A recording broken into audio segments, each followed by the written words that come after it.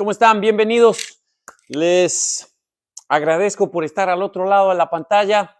Vamos a iniciar con la continuación del capítulo número 12, traumas en extremidades, para poder continuar, ya que estamos ocupados. Llegué un poquito tarde justo porque estamos movidos. Así que al grano, muchachos. ¿Tienen alguna pregunta? Llegué temprano. Esa es, Cristian.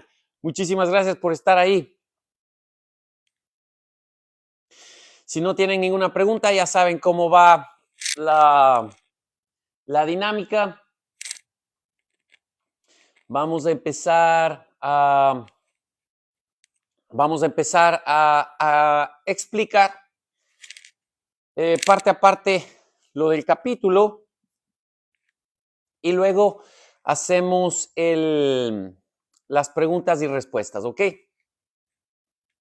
Así que si no hay ninguna pregunta, vamos a iniciar.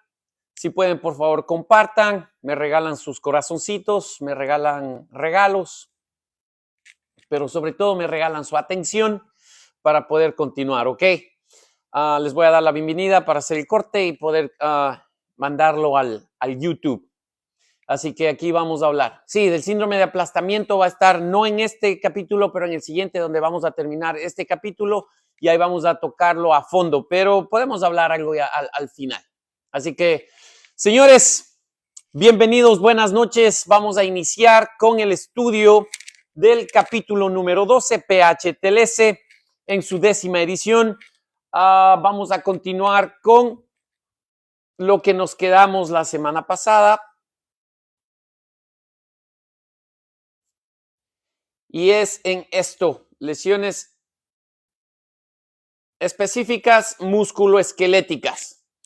Y vamos a iniciar con lo que es hemorragia.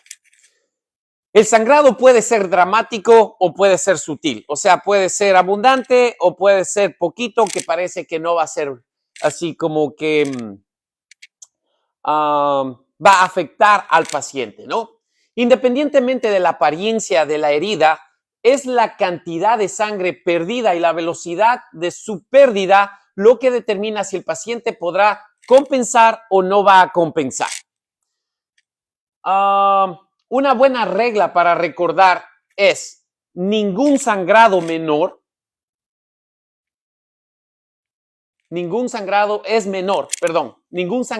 menor. Cada glóbulo rojo cuenta.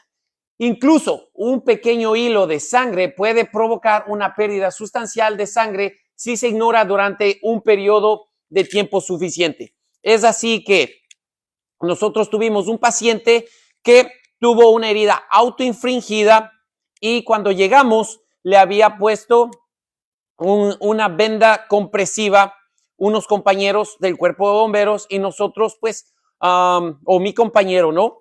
No le puso atención, lo dejó así, los signos vitales estaban todos normales.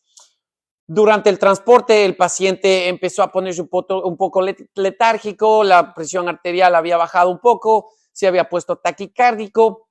Cuando llegamos, el problema es que el paciente había estado quejándose de que estaba teniendo mucho frío, lo habían cubierto con una cobija. Cuando llegaron al hospital se habían dado cuenta que el paciente había estado todavía sangrando y como él se había sentado al otro lado, no se había fijado que el paciente estaba sangrando del otro lado de la camilla. Así que puede ser que no sea un sangrado arterial o venoso que sea activo, pero puede estar sangrando poco a poco y como no se detuvo correctamente la hemorragia, este sangrado va a llevar a este paciente a un estado de shock, ¿no es cierto? En este caso, el paciente estaba en un estado de shock compensatorio porque todavía se encontraba taquicárdico e hipotenso, ¿no? Vamos a hablar de las hemorragias externas. En las hemorragias externas, la hemorragia arterial externa debe identificarse durante el examen primario, ya que puede poner en peligro la vida. Generalmente este tipo de sangrado se reconoce fácilmente, pero la evaluación puede ser difícil cuando el paciente está sangrando y el sangrado está por detrás del paciente o está siendo oculto por la ropa que el paciente está llevando, ¿no? Dice, porque está debajo del paciente o con ropa gruesa u oscura. La hemorragia evidente requiere atención inmediata y debe evaluarse y controlarse mientras o incluso antes de controlar las vías respiratorias. Es decir, nuevamente te dice, si no controlas el X, no pases a la. Tenemos que controlar el sangrado y si no controlas el sangrado, no podemos continuar a la B, C. La estimación de la pérdida de sangre externa puede resultar extremadamente difícil y tenemos algunas técnicas que hemos estado viendo, ha estado circulando mucho, una técnica del puño cerrado, que es 20 mililitros de sangre y tú lo tienes que multiplicar por la cantidad de sangre encontrada en la escena. Lo importante es que, aunque las personas menos experimentadas tienden a sobreestimar la cantidad de hemorragia externa, también es posible subestimarla, ya que los signos evidentes de pérdida de sangre externa no siempre son evidentes. Un estudio sugirió que la estimación prehospitalaria de la pérdida de sangre eran inexactas y no clínicamente beneficiosas. ¿Por qué? Porque mucha gente decía, no encontramos un sangrado abundante o no había mucha sangre en la escena, así que el paciente debe estar estable. Cuando se dieron cuenta, el paciente ya estaba en un shock descompensado, ¿no? Así que tenemos que tener mucho cuidado con las técnicas que nosotros utilizamos para calcular la cantidad de sangre que se perdió. Dice, las razones de estas estimaciones inexactas de la pérdida de sangre son muchas e incluyen que el paciente pudo haber sido trasladado del lugar de la lesión o que la sangre perdida pudo haber sido absorbida por la ropa o el suelo o lavado con agua o por la lluvia, ¿no es cierto? Es decir, si generalmente cuando estamos con un paciente que fue asaltado y está sangrando, el paciente trata de correr de ese lugar donde fue asaltado a un lugar más y está sangrando, el paciente trata de correr de ese lugar donde fue asaltado a un lugar más hoy. Me acordó mi compañero, disculpe.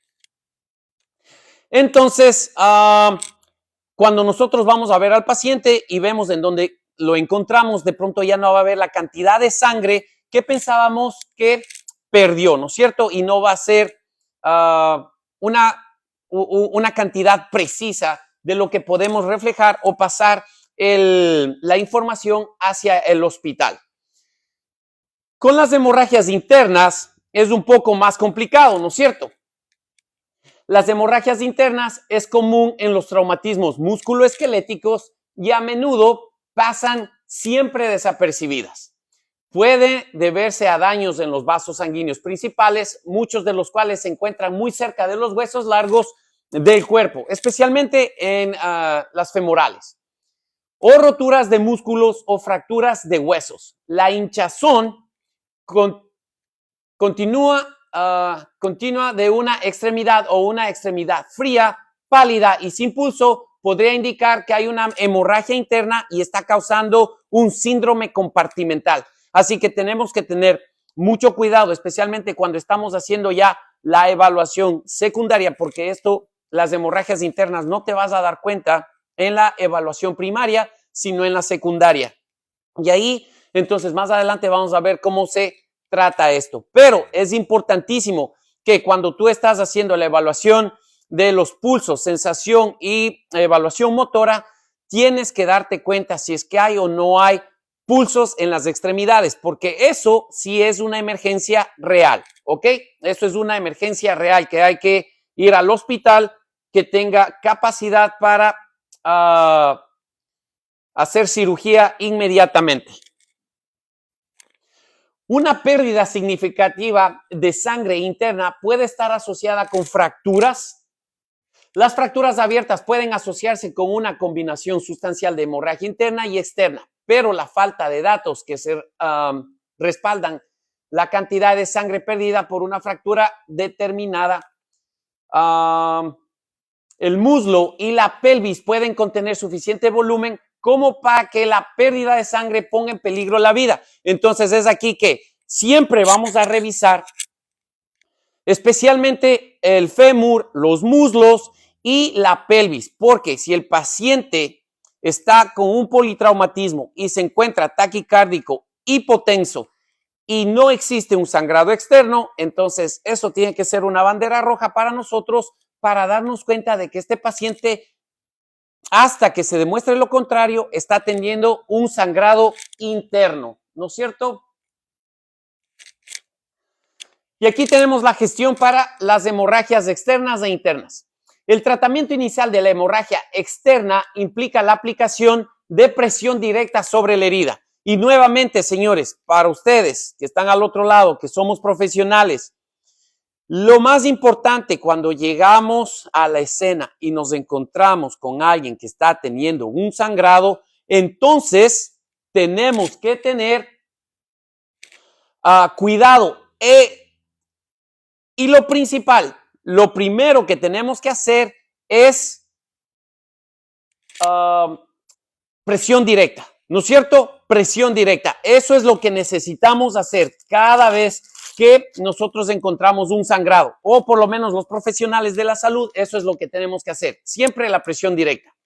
No se ha demostrado que la elevación de una extremidad desacelere la hemorragia, así que eso de que levantar la pierna o levantar el brazo no sirve de nada, ¿no es cierto? Eso está más detallado en el capítulo 3, en donde se habla del shock y la fisiopatología de la vida y la muerte. Si la hemorragia externa no se controla inmediatamente y completamente con presión directa o un vendaje compresivo, entonces aquí te está dando los pasos otra vez. ¿Cómo detener la hemorragia? Tenemos que hacer presión directa, luego tenemos que utilizar un vendaje compresivo y de ahí, si es que no se detiene a ese punto, entonces ahí sí vamos a utilizar el torniquete, ¿no? Ahí vamos a utilizar el torniquete. Por eso es que la mayoría de personas que llega y pone un torniquete sin ni siquiera poner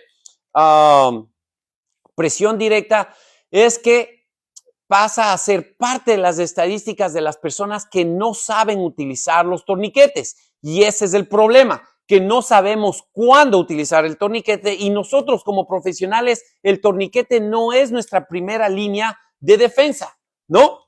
Así que tenemos que tomar en cuenta eso de ahí. Aquí está algo que estaba en discusión hace poco tiempo, en donde decían, hey, ¿en dónde justificas que hay que poner los dos torniquetes juntos? El uno cerca del otro.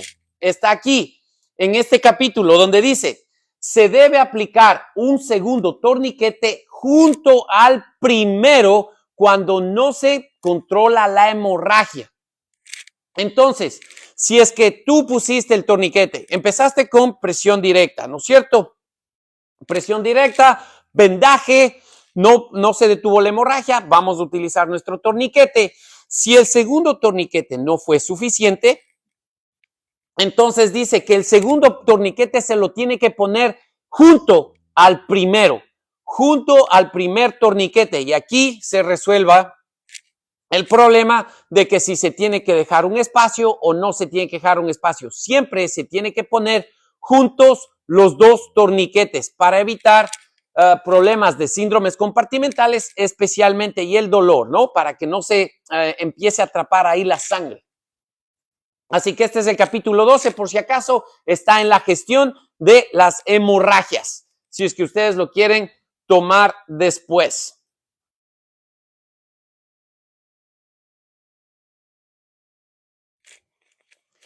El control no se logra con la colocación del primer torniquete, si no se logra con la colocación del primer torniquete, se puede considerar un agente hemostático tópico recomendado para la hemorragia que no es susceptible al uso de un torniquete, como en la ingle o en la axila. Aquí estamos hablando que donde no podemos utilizar torniquetes, tenemos que hacer empaquetamiento y podemos utilizar estos vendajes que tienen ya agentes hemostáticos, ¿no? Agentes hemostáticos. Estos agentes también pueden servir en caso de transportes que van a ser prolongados. En el PHTL se habla de pacientes prolongados más de 15 minutos, ¿no? Por si acaso. El uso de torniquetes es el estándar de la atención en el tratamiento prehospitalario de los lesionados desangrantes de las extremidades. Nuevamente te manda al capítulo 3 donde vas a hablar más de los torniquetes. La hemorragia interna asociada con un traumatismo en las extremidades puede ser sustancial y provocar shock en algunas situaciones. Así que vamos a hablar de las hemorragias internas.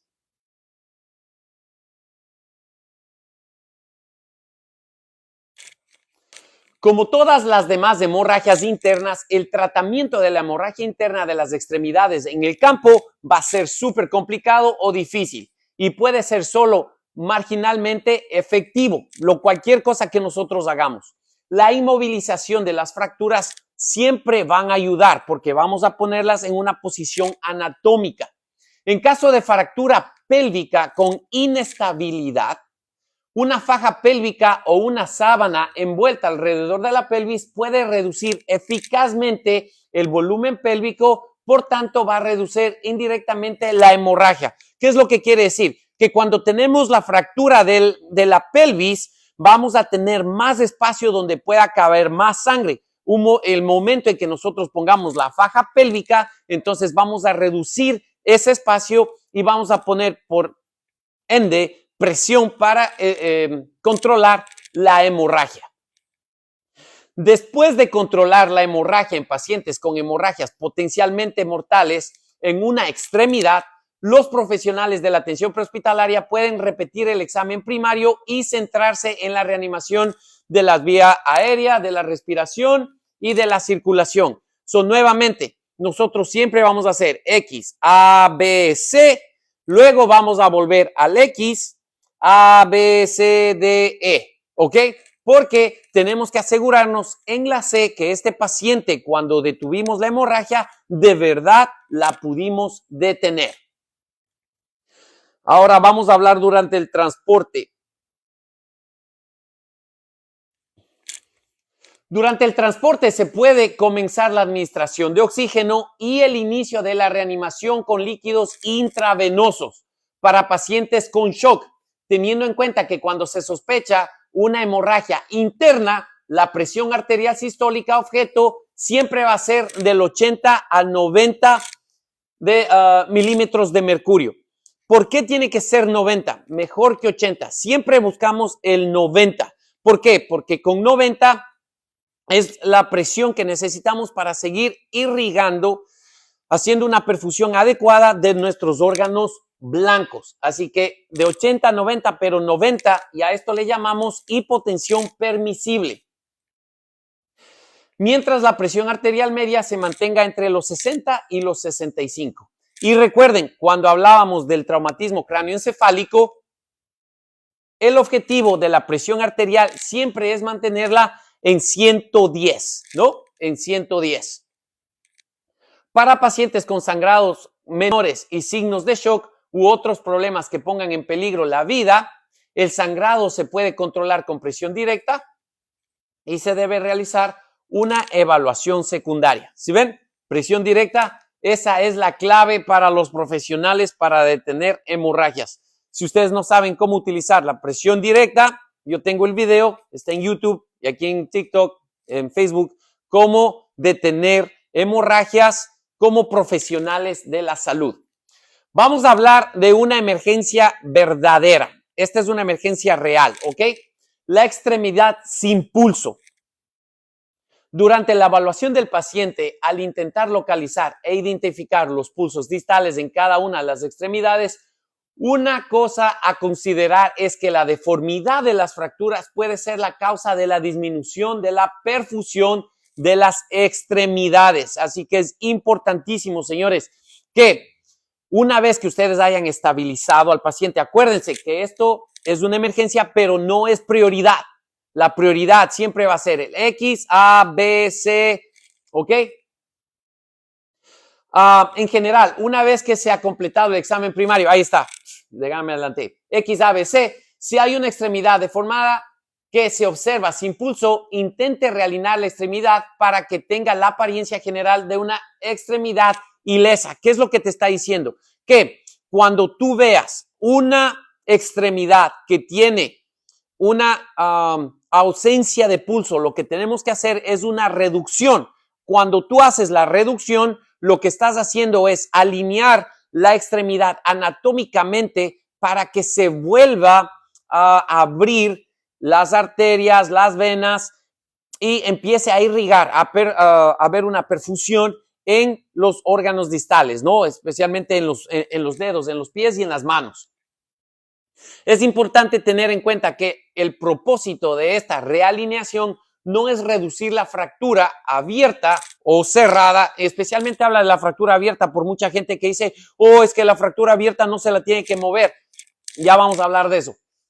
Restaurar la función ni tratar definitivamente la lesión. Lo importante, el propósito es simplemente proporcionar un camino directo para el flujo sanguíneo y eliminar cualquier torcedura o compresión de los vasos que pueda ser causada por la deformidad.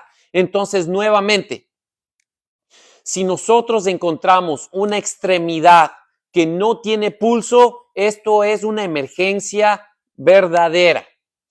Una vez que tú ya hayas estabilizado a tu paciente X, A, B, C, entonces ahora vamos a tratar de reducir la fractura para poder restablecer la circulación. Si no completamente normal, al menos una porción de la circulación para la extremidad distal. Ese es el objetivo de este procedimiento. Acuérdense que sin pulsos se vuelve la extremidad isquémica y puede haber más daños, ¿ok? Dice, si se restablecen los pulsos o el llenado capilar, es apropiado. Esta es la posición en la que se debe entablillar la extremidad. Esta información debe comunicarse a la instalación receptora. ¿Qué quiere decir? Una vez que tú haces la reducción, especialmente cuando la dejes en una posición anatómica, ahí es en donde se debe inmovilizar a la extremidad. Yo he visto unas fotos en línea de pacientes que han sido inmovilizados tal cual los encontraron. ¿Por qué? Porque tenían la excusa de que era una fractura abierta o porque no sabían cómo hacer la reducción de la fractura.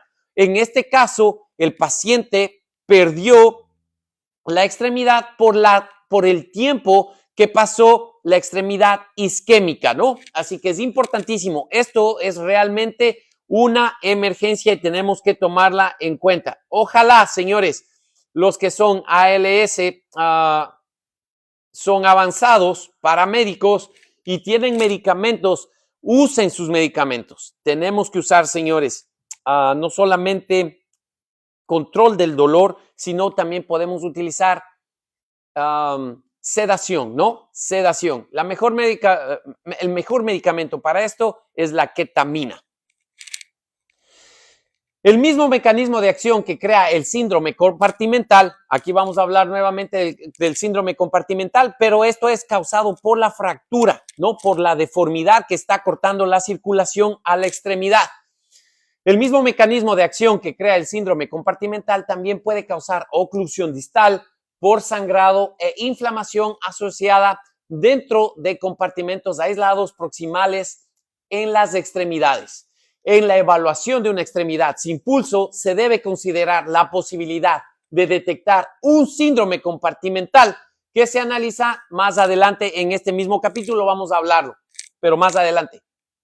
Recuerde, una extremidad sin pulso es una lesión que pone en peligro la extremidad y el transporte a un hospital con capacidad quirúrgica inmediata es crucial. Así que nuevamente, señores, ustedes llegan a un politraumatismo. Lo primero, X, A, B, C, no se dejen distraer por las deformidades de los brazos, de las piernas. Necesitamos mantener a este paciente vivo. Una vez que ya hayamos hecho esto, entonces ahora sí, el paciente está vivo, está ventilando, tiene las vías aéreas abiertas, hemos controlado la circulación, el sangrado, perdón, Entonces, ahora sí, vamos a empezar a chequear a ver qué es lo que está pasando con las extremidades.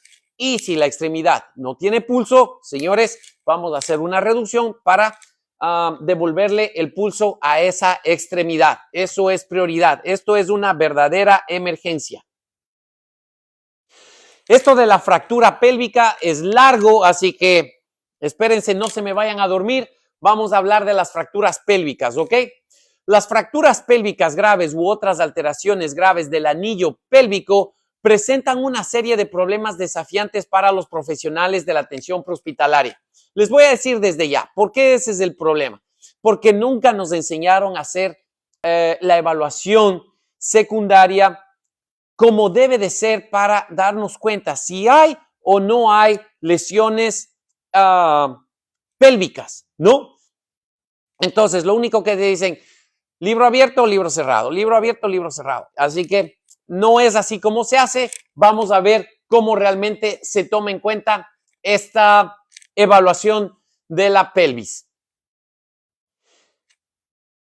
En el campo, la consideración del mecanismo de la lesión, la cantidad de energía impartida al cuerpo durante la lesión y la deformidad de la extremidad inferior son formas adicionales de evaluar la lesión pélvica. ¿Qué es lo que te quiere decir? Que tienes que tener este sexto sentido. Si es que hay un politraumatismo, si el paciente tiene fracturas de huesos largos, tiene fracturas de costillas, lesión severa en el cráneo, entonces puede que también tenga una lesión pélvica. Potencialmente, una evaluación precisa puede significar la diferencia entre la vida y la muerte. Pocas lesiones en ortopedia ponen realmente en peligro la vida pero las alteraciones del anillo pélvico sí son mortales, ¿ok? Los sangrados dentro de la pelvis, porque podemos tener como de 3 a 5 litros, me parece que es de sangre que podemos colectar en la pelvis cuando está abierta, ¿no? Cuando está fracturada. Dice, la mayor preocupación inmediata en caso de fracturas pélvicas es la hemorragia interna, que puede ser muy difícil de tratar. Las fracturas pélvicas pueden variar desde fracturas menores y relativamente insignificantes hasta lesiones potencialmente mortales asociadas con hemorragia interna y externa masiva. Las fracturas del anillo pélvico se asocian con tasas de mortalidad global. Imagínense que cuando hay sangrado pélvico, la cantidad de personas que fallecen está entre el 9 y el 20%.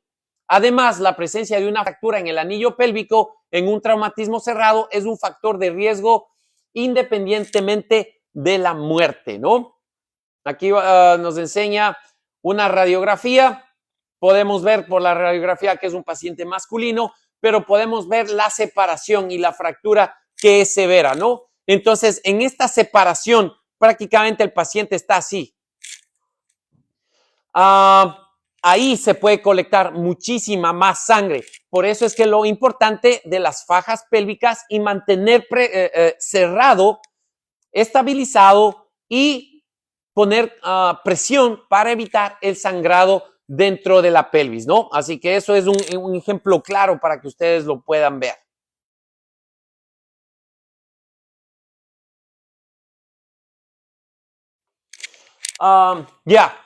Las fracturas de pelvis pueden duplicar la probabilidad de que el paciente vaya a fallecer.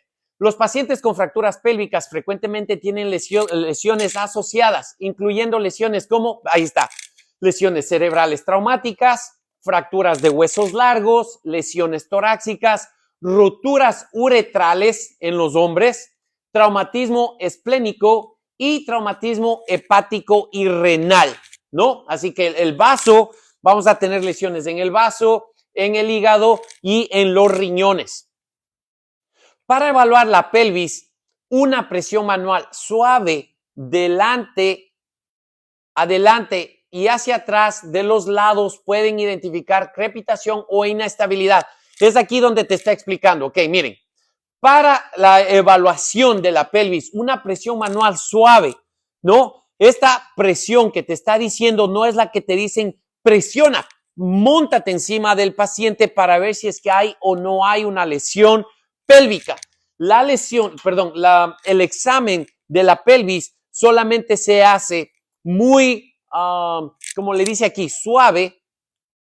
Y si tú encuentras que hay dolor, ya no tenemos que presionar más, ¿ok? Entonces vamos a ir aumentando, incrementando de a poquito la presión. Y si el paciente te dice me duele, se acabó. Especialmente cuando tenemos pues, pacientes politraumatizados, como hablamos aquí en lo anterior, entonces podemos sospechar de que sí hay una fractura de pelvis hasta que se demuestre lo contrario. Nuevamente aquí te va a decir, por favor, no estés moviendo, sí, especialmente si ya encontraste crepitaciones, inestabilidad, deformidad, no tienes que ir a estar haciendo libro abierto, libro cerrado, libro abierto, libro cerrado. No, ya ahí a ese punto nosotros podemos decir que hay una fractura de pelvis hasta que se demuestre lo contrario. Una vez identificado mediante un examen físico, está contraindicado un examen adicional, evaluar la estabilidad pélvica, ya que podría provocar un empeoramiento de la hemorragia o de la alteración de los coágulos, especialmente si empieza a coagularse. ¿Qué es lo que te quiere decir nuevamente esto? Si ya tu compañero hizo la evaluación, no tienes que ir tú. Y después de que fuiste tú, tu otro compañero, porque ¿sabes qué? Cuando llegue al hospital, también va a haber alguien que lo va a hacer, porque no te van a creer, ellos van a tener que hacer su propia evaluación, ¿no es cierto? Entonces tú ya le tienes que decir, pasar la información. Generalmente aquí cuando les decimos, doc, tenemos deformidad, dolor pélvico, hay ¿cómo es? Las crepitaciones, entonces el doctor dice, ok, perfecto, no se le retira la faja pélvica y se van directo. Ellos no hacen otra evaluación justamente porque ahora está hablando juntamente, ¿no es cierto? El PH-TLS con el ATLS, pero tú tienes que ser específico y en las cosas que tú encontraste durante tu evaluación primaria, especialmente en la secundaria, tienes que ser transmitible, tiene que ser transmitido hacia el hospital que va a recibir tu paciente y el médico que está pidiendo eso. Si es que el médico viene y vuelve a hacer el examen, es porque no tiene idea del PH-TLS, pero más allá de eso, del ATLS, ¿ok? Del ATLS. Así que estas fracturas no se pueden estar evaluando una y otra vez porque las van a empeorar. Dice, las fracturas abiertas de la pelvis pueden lacerar el recto o la vagina y es posible que no se detecten fácilmente una fuente obvia de pérdida de sangre externa. Miren, accidentes en moto, especialmente los accidentes en moto es en donde ustedes van a ver más de este tipo de fracturas abiertas de pelvis, accidentes de moto, caídas. En los accidentes de tránsito, yo he visto 3 veces fracturas expuestas de pelvis y el paciente se encontraba completamente atrapado dentro del vehículo. Una pierna estaba arriba, la otra que yo vi eso fue en una paciente que tenía las 2 piernas arriba y cuando chocaron los airbags se abrieron y entonces ahí las piernas se le abrieron también y ahí es en donde encontramos la otra fractura abierta de pelvis, ¿no?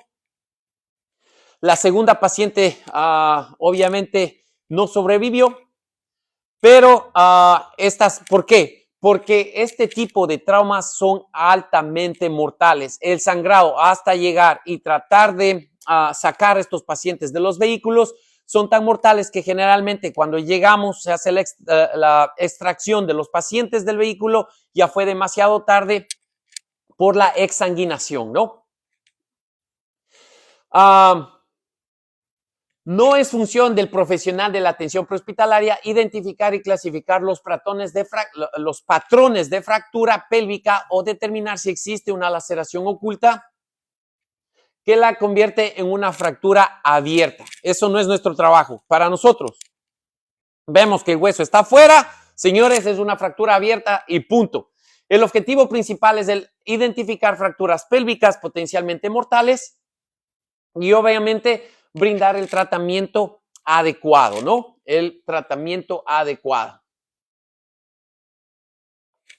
Miren, algunas de las fracturas del anillo pélvica se asocian con un aumento del volumen pélvico debido al patrón de fracturas y al grado del desplazamiento, lo que permite que se produzcan grandes volúmenes de hemorragia, esto es lo que les decía, intrapélvica, que pueden poner en peligro la vida.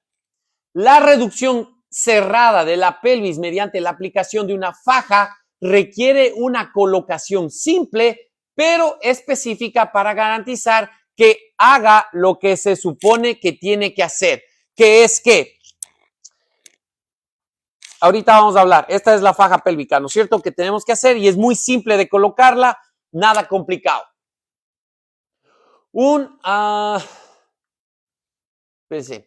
En el ambiente prehospitalario, la capacidad de determinar de manera confiable las lesiones del anillo pélvico, estable versus inestable, ha demostrado ser bastante difícil. Hay evidencia limitada de que la aplicación de las fajas pélvicas antes de la evaluación radiográfica puede disminuir la hospitalización y la unidad de cuidados intensivos. O sea, ¿qué dice? Que si nosotros utilizamos estas fajas pélvicas, podemos ayudar a que el paciente pueda permanecer menos tiempo dentro de la unidad de cuidados intensivos por la cantidad de hemorragia y la estabilidad que puede dar esta faja pélvica al paciente, ¿no?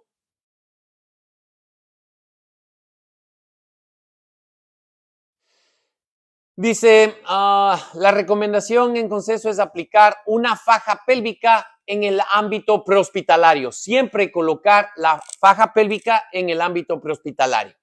La faja debe de estar centrada sobre los trocantes mayores, no sobre el borde pélvico.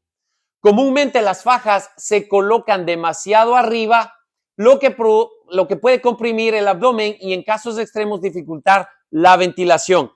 No sé cómo es que la gente utiliza las fajas pélvicas, pero no hay a dónde perderse, ¿no es cierto? Aquí están la posición. A mí me gusta ver el suelo de la pelvis, ¿no? La sínfisis pubis, la sínfisis del pubis. Ahí, exactamente. Sobre eso es en donde va la faja y no tienes a dónde perderte. Pero dice, según el PHTLS, que la gente pone muy arriba y al generar mucha presión en el estómago, lo que va a hacer es generar presión sobre las estructuras respiratorias y puede haber compromiso con la ventilación, ¿no es cierto?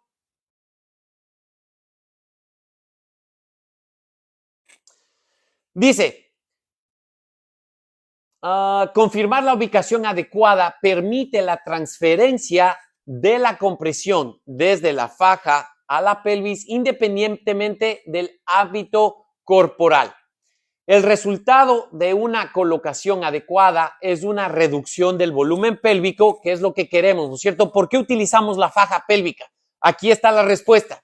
El resultado de una colocación adecuada es una reducción del volumen pélvico, una estabilización de la pelvis e idealmente una disminución del sangrado continuo. Así que por ahí cuando te digan, es que las fajas pélvicas no estabilizan la pelvis, de acuerdo al PHTLS, sí nos da la estabilidad para la pelvis cuando utilizamos las fajas pélvicas o podemos utilizar una sábana.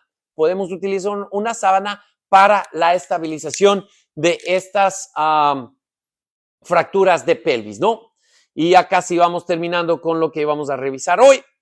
Las fracturas de fémur, señores. Las fracturas de fémur, al igual que las lesiones de pelvis, pueden poner en peligro la vida debido a la gran cantidad de hemorragia asociada con cada músculo, ¿no es cierto? Con cada muslo.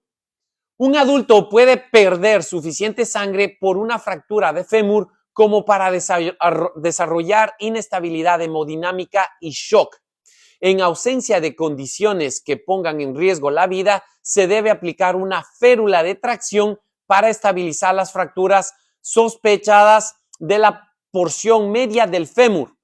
La aplicación de tracción, tanto manual como mediante el uso de un dispositivo mecánico, puede ayudar a disminuir el sangrado interno, así como disminuir el dolor del paciente. Y esto es importantísimo, señores. Cuando nosotros podemos poner a este paciente que tiene una deformidad en la extremidad y la volvemos a realinear, solamente con que tú la vuelvas a realinear en una posición anatómica, tú vas a quitar el dolor de este paciente que está sintiendo, es justamente por la deformidad del paciente. Por eso es importante realinear, volverle a poner en posición anatómica a este paciente para que pueda aliviar el dolor, ¿no?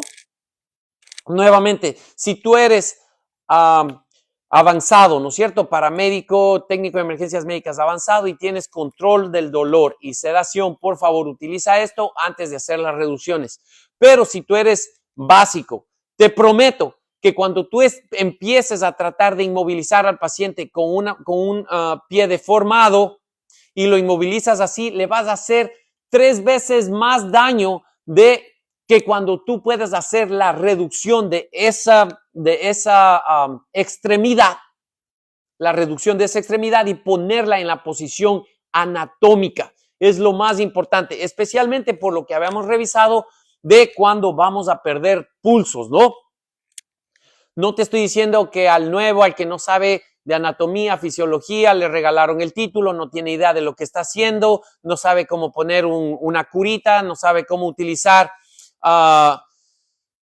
cosas básicas, ¿no? Sino a la gente que realmente sabe, los que ya se han entrenado, los que ya han pasado por un curso de PHTLS, los que ya tienen la experiencia. Entonces, estas personas pueden hacer este tipo de habilidades sin ningún inconveniente, ¿no? Así que, por favor, por eso tienen que entrenar, tienen que estudiar, tenemos que seguir leyendo y practicando.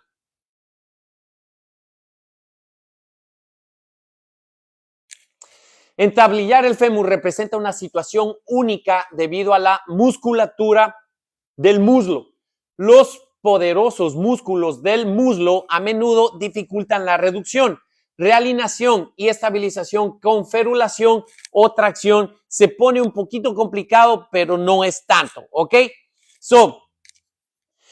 Para nosotros, cuando vamos a hacer la realineación, especialmente de la fractura media del fémur. ¿Por qué? Generalmente esa es la parte más débil del fémur, por eso es que siempre se rompe en la parte mediana. Y esa es la indicación para que podamos utilizar una férula de tracción, Entonces es fácil, ¿por qué? Porque cuando tú alineas, cuando tú haces la reducción, ya no la vas a dejar ir, sino que ya van a poner la férula de extracción, perdón, la de tracción. Esta es la que nosotros utilizamos aquí, la férula de tracción. Y cuando ya está hecha la tracción, entonces va a primero ayudar con el dolor, ¿no? Va a restablecer los pulsos y si es que había algún tipo de sangrado interno, también va a ayudar con ese sangrado, ¿no? Así que este es el que nosotros utilizamos, es el Rescue Essentials, es súper fácil de poner, no sé cuál es el que ustedes tengan en sus ambulancias, ¿no? Nosotros improvisábamos allá para nuestros países, los que no tienen este tipo de equipo, lo que utilizábamos era un galón con agua o un galón con arena y se le amarraba al talón del paciente y se le colgaba, ¿no? Se le colgaba de la camilla y así se mantenía la tracción de la pierna. Y señores, nuevamente, el conductor es parte de tu equipo, y tú tienes, él sabe que hay una fractura, entonces, por favor, maneja con cuidado, no muchos frenazos, no muchas aceleraciones, trata de evitar los baches y toda esta vaina, ¿no? Es importantísimo que ustedes trabajen en equipo con tus compañeros de trabajo. Pero si estás en las montañas y hay un montón de baches, entonces no le vayas a hacer eso, porque el peso va a ir subiendo y bajando y puede hacer a la final más daño que beneficio. Entonces a ese punto no tienes que hacer eso, ¿no? Cuando nosotros hacíamos esto en la ciudad de Quito, generalmente es la capital de Ecuador, entonces el conductor de la ambulancia, el operador de la ambulancia, él no era técnico de emergencias médicas, nada, era conductor, él sabía. Entonces le decíamos que por favor vaya con cuidado, que tenemos un paciente con una fractura de fémur y que vamos a poner estos galones, ¿no? Entonces íbamos despacito, tranquilos, nos demorábamos un poco, pero llegábamos al hospital sin hacer daño a estos pacientes, ¿no? Así que se puede hacer. Pero les estoy hablando, esto es del 2000, así que no sé cómo esté ahora. No sé cómo esté ahora, señores.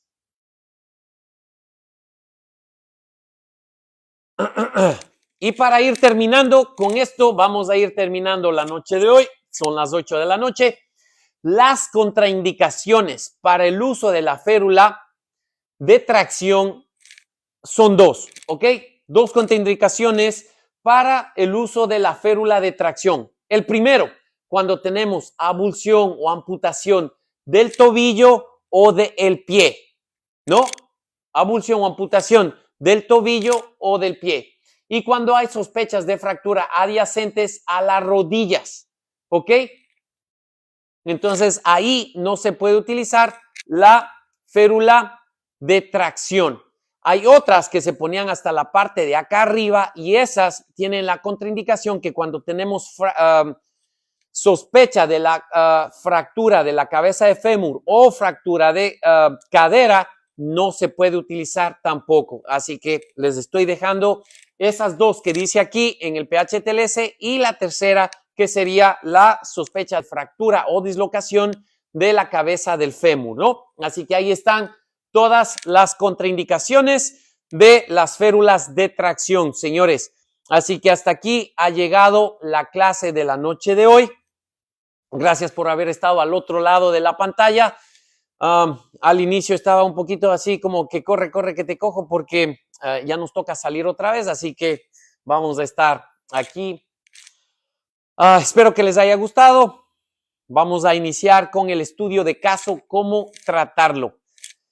Vamos a ver. Ahora sí, vamos a tomar agüita. Ya se acabó.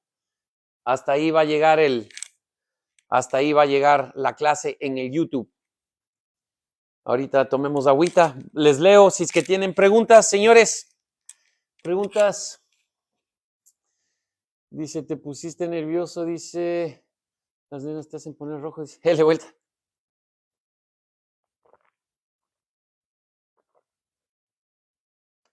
Hola, Dani dice, vivo en Houston. ¡Hey! ¿Cómo estamos, mi bro? Dice, estoy en EMT School de Acadian, las clases particulares. No, mi hermano, las clases que doy son las de BLS, ACLS, PALS. Dice, muchas gracias por la explicación, excelente. De nada, muchachos. ¿Cuándo vemos amputaciones de extremidades? Esas son las que vienen ahorita y ese es justo el estudio de caso que vamos a ver ahorita mismo. Un saludo desde España. ¿Cómo se pone la férula? Eso vamos a ver ya después. Es más, aquí tengo una que estábamos practicando. Miren, así es como va la férula de tracción. Entonces tenemos estas partes de aquí, ¿no? Tenemos la parte, el velcro que va alrededor del tobillo del pie, por eso es que es una de las contraindicaciones, si es que no tenemos esto. La otra abrazadera va hacia la ingle, como pueden observar aquí. Va aquí hacia la ingle. Y la barra de metal va hacia la parte exterior de la extremidad. Entonces, ¿qué es lo que hacemos? Una vez que hayamos colocado la férula, vamos a aplicarla con tracción mínima, ¿sí ven? Vamos a aplicarla y vamos a hacer una tracción mínima hasta ahí. Y ahí la vamos a asegurar. Entonces, una vez que ya está la mínima tracción, con esta de acá tenemos un hilo especial que con este va a empezar a jalar y va a empezar a poner más tensión y más tracción. Una vez que nosotros jalamos este hilo, vamos a proceder a asegurar a la férula metálica y se va a quedar con la tracción de la extremidad a ese punto. Así de fácil y así de sencillo se hace la tracción. Saludos desde Paraguay. Muchachos, ¿cómo estamos? ¿Qué hacer en un caso de fractura de fémur expuesta? También hay que, como les digo, ¿no? Ustedes sigan, por favor, sus protocolos locales, señores. Protocolos locales. Para nosotros en las fracturas expuestas, nosotros hacemos la reducción de la fractura expuesta para poder llevarla en una forma anatómica, reducir el dolor, pero sobre todo restablecer la circulación en la extremidad, ¿no? Dice, nosotros tenemos esa férula. Es súper buena, esa férula es súper buena, señores. Dice, saludos, mi estimado, ¿cómo estamos? Saludos desde Arequipa, Perú. Perú, ¿cómo estamos? Dice, en un torniquete dice que puede estar apretado durante 1 hora sin pulso y la fractura sin pulso. A ver, maestro, completamente dos cosas diferentes, ¿no es cierto? El torniquete vamos a reducir la circulación a la extremidad porque queremos salvarle la vida al paciente. La extremidad del paciente, cuando no tiene pulso, no es que va a perder la vida, pero va a perder la extremidad. Y si tú sabes cómo hacer la reducción, lo que necesitamos es reducir los tiempos de isquemia del pie. No es lo mismo, hey, te voy a poner un torniquete porque te vas a morir en 2 minutos, a que te voy a llevar con una deformidad de tu extremidad, sea brazo o sea piernas, por 30 minutos o 40 minutos desde que te fracturaste y dejar esa extremidad que está traumática sin circulación. Además de eso, lo más importante es que no vas a llevarle a cualquier centro de salud, porque imagínate si llevas a un centro de salud bajo, va a pasar sin circulación por muchísimo más tiempo. Entonces tenemos que ser conscientes de cuál es la gravedad y el porqué de las cosas. Una cosa muy diferente es que vamos a poner el torniquete porque te vas a morir, y otra cosa es que vamos a dejar una extremidad deformada durante el transporte, causando más lesiones, más problemas, más dolor, sin circulación, solamente porque no sabes cómo hacerlo. Así que tenemos que estar muy pendientes de aquello, ¿ok? ¿Cómo estamos, señores? Muchísimas gracias. Ok, listos, señores, vamos a hacer el estudio del caso. Ahorita les vamos a poner, ok, les advierto una cosa. Aquí en TikTok no se puede poner este tipo de gráficas, así que le voy a poner, va a demorarse más o menos entre 5 y 10 segundos, ¿ok? Así que tienen que ponerle mucho ojo, lo voy a poner cerca para que ustedes puedan observar, apreciar lo que está pasando. Les voy a dar los antecedentes. Este parece que es un paciente adulto, más o menos de unos 30 años de edad, que fue asaltado por otra persona con una arma blanca, de esas grandes que le dicen machetes. Fue asaltado. El paciente presenta múltiples laceraciones en la cabeza, el rostro, y tú puedes ver la amputación de la mano derecha. Tiene la amputación de la mano derecha y tiene una amputación parcial en la mano izquierda. ¿Ok? Así que atención. Nuevamente, vamos a hablar. Les voy a poner aquí. Paciente masculino de 30 años de edad con laceraciones múltiples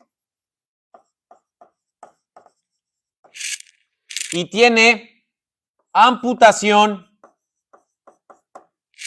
de la mano derecha y tiene una amputación parcial. Tú puedes ver que solamente está cogido por la piel, ¿no? Está colgando la extremidad. Esta es la mano izquierda. Ok, ustedes vieron este video, está en las redes sociales. Espero que ustedes hayan hecho ya su tratamiento y sepan exactamente cómo es que vamos a tratar a este paciente, ¿ok? Entonces, miren, 10 segundos, no podemos ponerla más porque después nos cierran, ¿ok? Aquí va.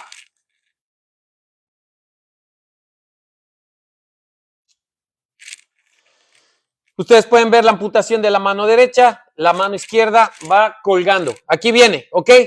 Si ven, solamente colgada con la piel, la mano derecha está completamente amputada, tiene abulsión en la parte de la cabeza, el rostro,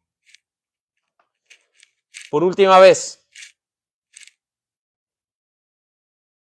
amputación parcial de la mano izquierda, completa de la derecha, abulsión de la cabeza.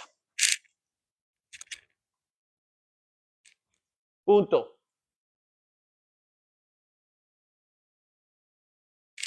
Ok. ¿Alguna pregunta? Todos estamos claros, ¿no es cierto? Espérense un ratito. Voy a ir a coger el otro teléfono para poder hacerle interactivo, porque si es que no le hacemos interactivo, ¿cómo vamos a responder? Espero que ustedes ya tengan en su cabeza cómo es que van a hacer el tratamiento, ¿no? Lo primero que tienen que asegurarse, todos tenemos que estar de acuerdo en esto. El primer paso, ¿cuál es el primer paso, señores?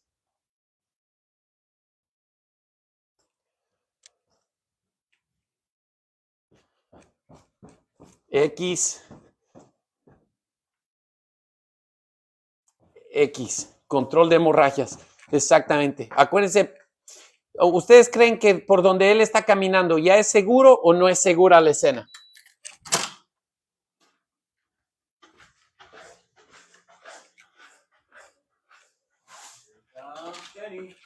What's up, guys? Inseguro. Está inseguro. Ya, lo primero es que tenemos que asegurarnos que la escena es segura, ¿no? Si la escena ya es segura, entonces nosotros podemos ingresar,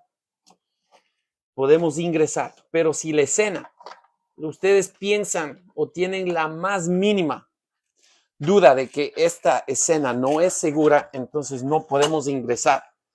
No se debe ingresar a la escena. Déjenme, vamos a poner.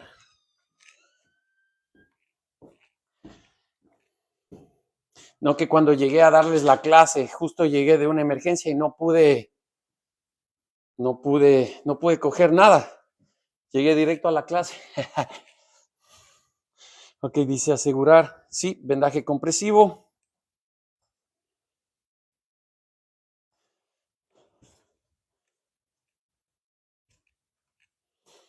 Dice, no se interviene si no tenemos resguardo policial.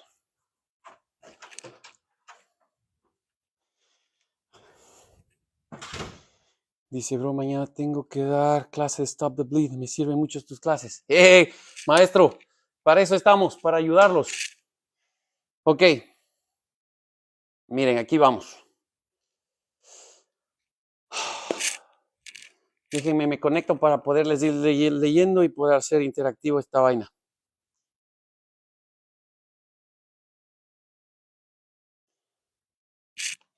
Esta parte ya no es grabada, así que no hay problema. Nadie se va volando de aquí.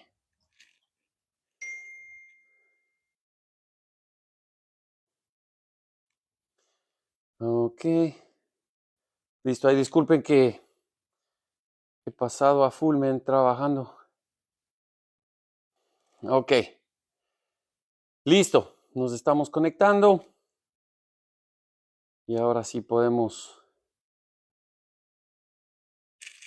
Ahí estamos todos, ¿no es cierto?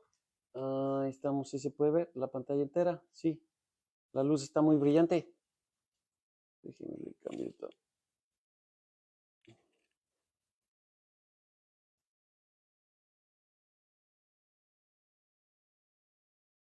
Está muy brillante.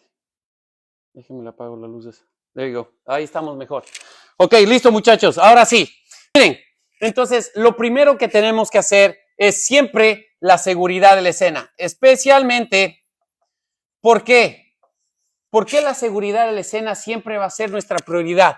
Especialmente en todas las escenas donde se estén hablando de heridos por arma de fuego, peleas, lesiones, por discusiones, en cualquier tipo de eventos así, tenemos que asegurarnos que nuestra escena esté segura antes de ingresar. En caso de otro tipo de accidentes, de traumas, como por ejemplo, caídas, accidentes de tránsito, en donde ya sabemos que no hay un tipo de asaltante o atacante, entonces ahí sí podemos ingresar, es otro tipo de escena segura, ¿no es cierto? Ahí tenemos que asegurarnos que las vías se encuentren seguras, así como lo que pasó en México con esta ambulancia, ¿no? Eso es tema de otro día, pero ahí vamos a seguir hablando. Ok, listo. Entonces, la escena es segura, nosotros llegamos, lo miramos a él caminando. Todos dicen, vamos a hacer X. Ok, lo importante aquí, ¿qué es lo que vamos a hacer en X? Yo ya les leí, ¿no es cierto? La mayoría de gente quiere utilizar torniquete. La mayoría de gente quiere utilizar torniquete. ¿Por qué ustedes dirían directamente al torniquete? Vemos que tenemos dos extremidades con amputaciones, la una completa y la otra está parcial.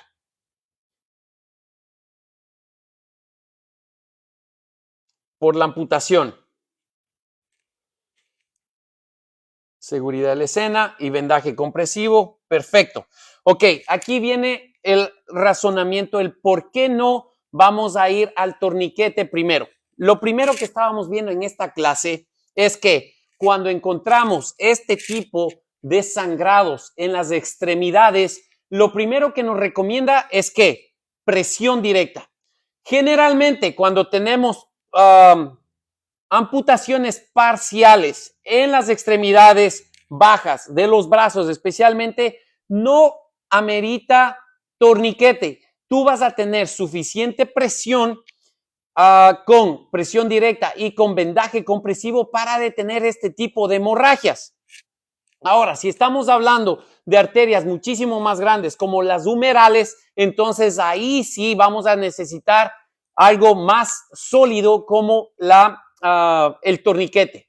Ahora, yéndonos a este ejemplo, el paciente no está teniendo un sangrado activo. Cuando ustedes ven caminar al paciente, ustedes pueden ver que ya no hay un sangrado activo. Recuerden, lo primero que tenemos que hacer, presión directa, ¿no es cierto? Entonces, por ahora vamos a dejar este torniquete que no. En X, lo primero que vamos a hacer es presión directa. Después nos recomienda que después de la presión directa tenemos que hacer ¿qué? Un vendaje compresivo. Generalmente, en este punto, cuando hacemos el vendaje compresivo en las extremidades, especialmente acá abajo, en lo que son dedos y mano, es suficiente para detener la hemorragia. Jamás yo he tenido que poner un torniquete en este tipo de lesiones.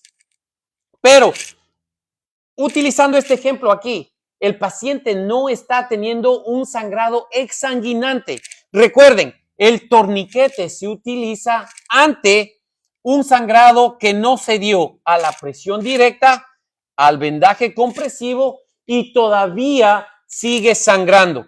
Y si nosotros colocamos el primer torniquete y continúa sangrando por cualquier motivo, el segundo torniquete tiene que ir junto. Los dos torniquetes tienen que estar juntos. Exactamente. Ajá, exactamente. Les voy a volver a poner el video para que ustedes puedan observar nuevamente cómo está el paciente, ¿ok? Para que lo vuelvan a ver, ustedes pueden ver el video en mi canal.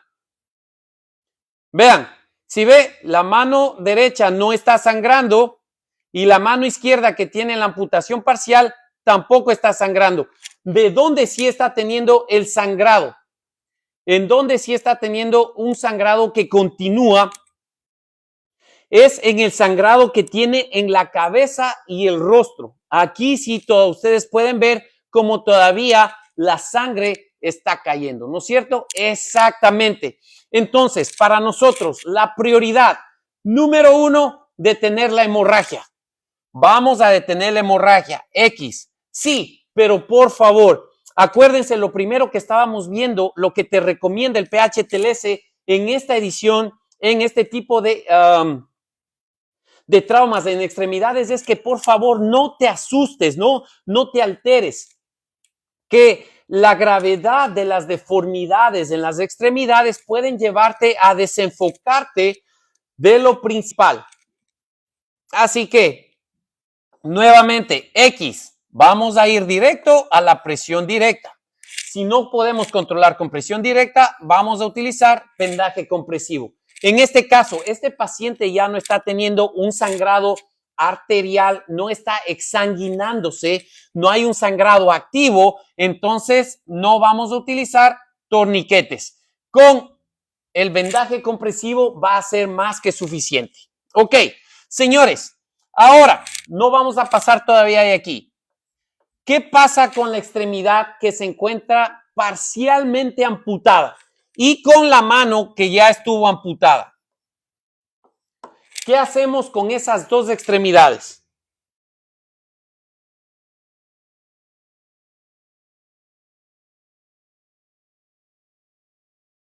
No se pusieron a pensar, ¿no es cierto?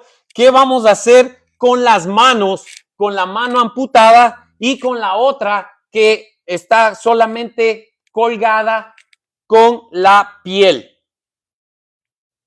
En este caso, señores, cuando estamos hablando de amputaciones, exactamente, muy bien, lo que tenemos que hacer en esta mano que se encuentra parcialmente amputada, tenemos que asegurarnos si tiene pulsos o no tiene pulsos. ¿Ok? En este caso, ¿cómo vamos a saber? No, si es que tiene pulsos, si es que hay circulación o no hay circulación, ¿no es cierto? ¿Qué tipo de amputación es? Y con la otra mano, si es que la mano se encuentra cerca, tenemos que recuperar la mano porque ha habido casos en las que con cirugía se puede volver a instalar, a conectar la mano al brazo, ¿no es cierto? Pero ¿cómo vamos a hacer esto? La mano, si es que es posible, la otra mano, que algún compañero, asistente que se encuentre en la escena. Generalmente la gente es súper activa en este caso, ¿no? Hey, te traigo hielo, recupero la mano. Esto me ha pasado 2 veces con motociclistas que tuvieron accidentes y se amputaron la pierna, ¿no? Completamente, la pierna estaba como 1,5 metros, 2 metros de donde encontramos al paciente. Entonces ellos traen la pierna y te dicen, ¿qué quieres que haga con esto? Ahí está un McDonald's, tráete hielo y vamos a buscar si es que hay algún tipo de funda, ¿no? Entonces eso es lo que tenemos que hacer, empezar a pensar cómo vamos a trasladar esa mano que se encuentra amputada, ¿ok? Y la otra, tenemos que asegurarnos, estabilizar la mano, ¿no es cierto? Ahora, vamos a ir una vez que ya tomamos en cuenta todo esto, entonces ahora sí, vamos a ir ¿ustedes creen que él tiene la vía aérea abierta? Tiene la vía aérea abierta, ¿no es cierto? El paciente en B, el paciente está ventilando por sí mismo, también se encuentra ventilando. Ahora, C, ¿qué es lo que necesitamos saber de este paciente? En el C, lo más importante que necesitamos saber es que cuando vamos a revisar que este vendaje compresivo ya no siga sangrando, lo primero. Segundo, necesitamos saber cuál es la frecuencia cardíaca y la presión arterial. ¿Por qué? Porque al saber la frecuencia cardíaca y la presión arterial, vamos a saber si este paciente se encuentra en un shock descompensado o en un shock compensado. Este paciente, ustedes pueden ver, o bueno, se podría observar que el paciente se encuentra pálido, que se encuentra sudoroso y frío, ¿no es cierto? Pero eso no es suficiente. Necesitamos saber cuáles son las frecuencias cardíacas y la presión arterial. Piel fría, sudorosa, fría, sudorosa. ¿Qué más era? Pálido, pálido. Eso era, pálido, frío y sudoroso. Entonces, una vez que hayamos hecho eso, ahora aquí tenemos que iniciar con nuestro acceso intravenoso. En este acceso intravenoso nosotros tenemos que tener mucho cuidado, ¿ok? Acceso intravenoso o acceso intraóseo. ¿Por qué? Porque si es que tú vas a acceder con un acceso intravenoso o intraóseo en las extremidades donde están amputadas, si es que tú empiezas a dar fluidos, puede ser que esos fluidos vayan hacia la parte amputada y si no controlaste bien la hemorragia, lo que vamos a hacer es que van a empezar a sangrar más, ¿no es cierto? Exactamente. O podemos utilizar cualquier tipo de cristaloide. Lo más importante es que, o la prioridad sería que utilicemos sangre, ¿no es cierto? Ok, aquí mismo vamos a ponerle un electrocardiograma de 4 derivaciones para saber cuál es la frecuencia cardíaca y qué ritmo se encuentra.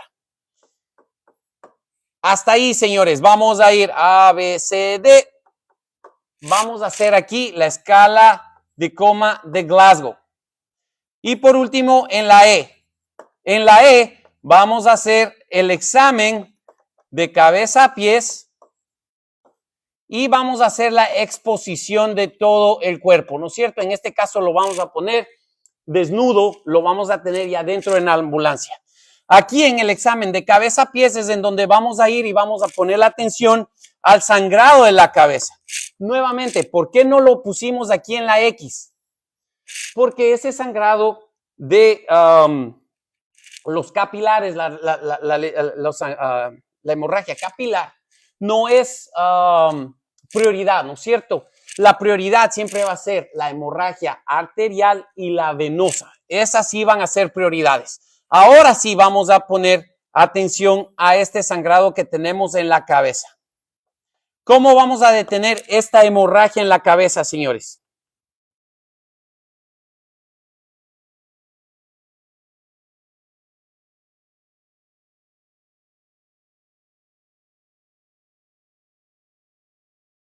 Exactamente, el sangrado en un cuero cabelludo es también un distractor.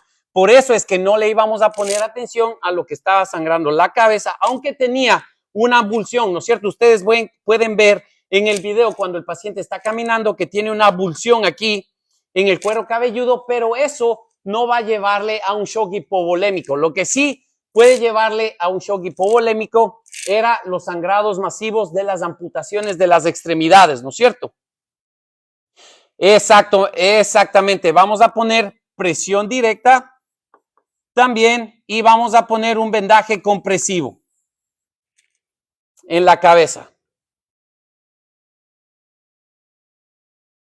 Ok, ¿a qué punto ustedes harían el transporte, señores, de este paciente?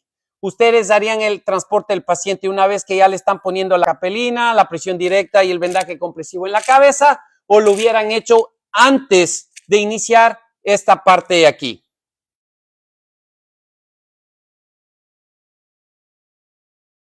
Presión directa, colocar compresas estériles. Claro, si es que tienen compresas estériles, lo mejor que pueden utilizar es eso, aunque sepan que no va a ser estéril lo que estamos haciendo, ¿no es cierto?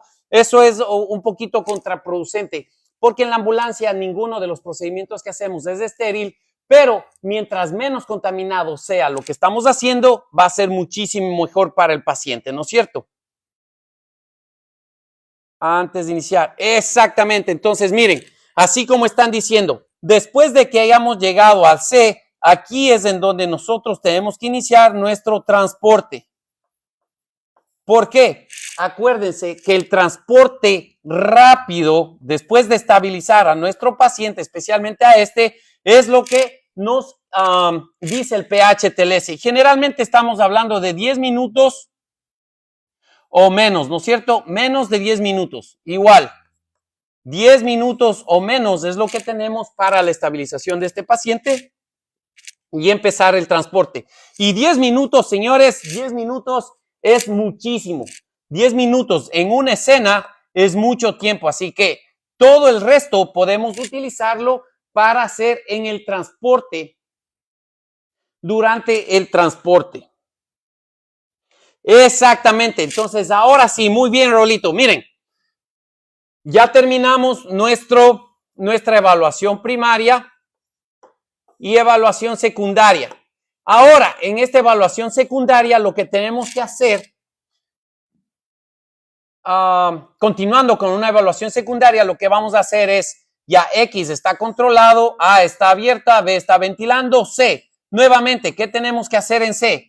Ahora en C lo que tenemos que hacer es control del dolor, ojalá y tengan sedación. Vamos a darle un antiemético. ¿Por qué un antiemético es importante? Porque no queremos que este paciente se ponga nauseoso y empiece a vomitar y se nos complique el traslado, ¿no es cierto? Además de eso, necesitamos ponerlo en capnografía, que es el ETCO2.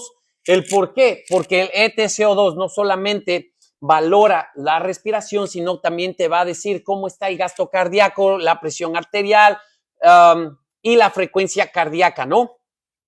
Entonces necesitamos esto. Y acuérdense siempre, exactamente, los signos vitales, ¿no es cierto? Los signos vitales, ¿cada qué tiempo le tomarían a este paciente? Acuérdense que en la C siempre tenemos que valorar la presión arterial, la frecuencia cardíaca. En B siempre va a ser las respiraciones, ¿no es cierto?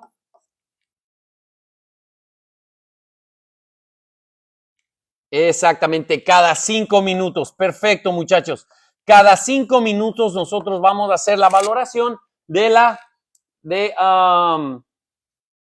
los signos vitales. Cada 5 minutos. Ok, listo. Entonces, recapitulando, ¿no es cierto? Paciente de 30 años que tiene laceraciones múltiples. Tenemos una amputación en la mano derecha y una amputación parcial en la mano izquierda. Nuevamente, nos tenemos que enfocar en el X, A, B, C. Por eso es que escogí este video, porque sabía que se iban a distraer, ¿no es cierto?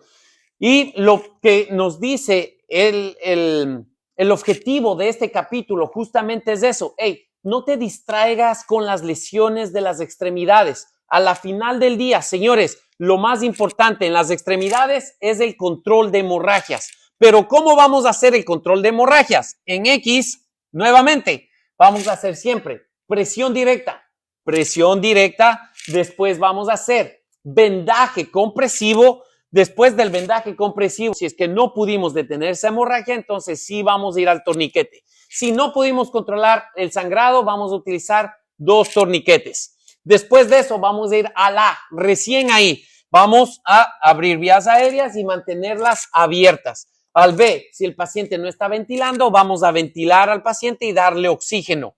Y de ahí en el C, lo más importante, reevaluar lo que hicimos, reevaluar el control de la hemorragia, a ver si de verdad pudimos detener la hemorragia. Y después de eso, ¿qué es lo que tenemos que hacer? Frecuencia cardíaca, presión arterial. Vamos a empezar con un acceso intravenoso o un acceso intraóseo. Vamos a ponerlo para monitorizar con un electrocardiograma de 4 vibraciones o de 3 o de 5, lo que ustedes tengan. No necesitamos uno de 12. ¿Por qué no necesitamos uno de 12? ¿Quién me dice?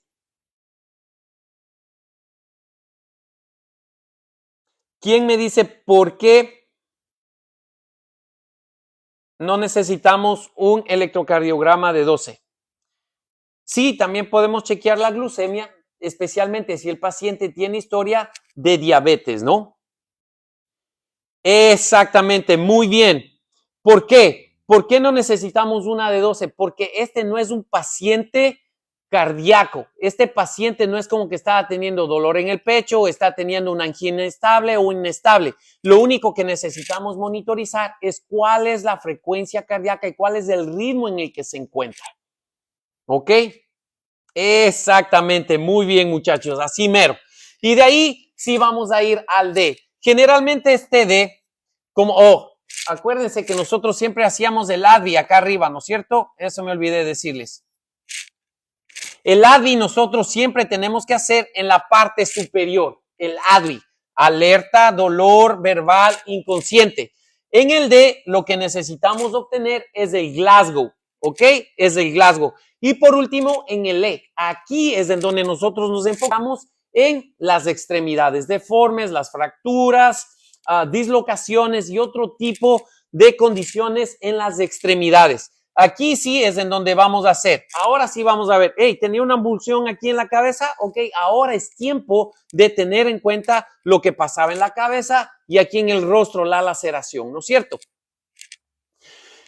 Después de haber hecho eso, vamos a hacer control del dolor, sedación, antieméticos y vamos a valorar los signos vitales cada 5 minutos. Acuérdense que las extremidades amputadas necesitamos ponerlas en una bolsa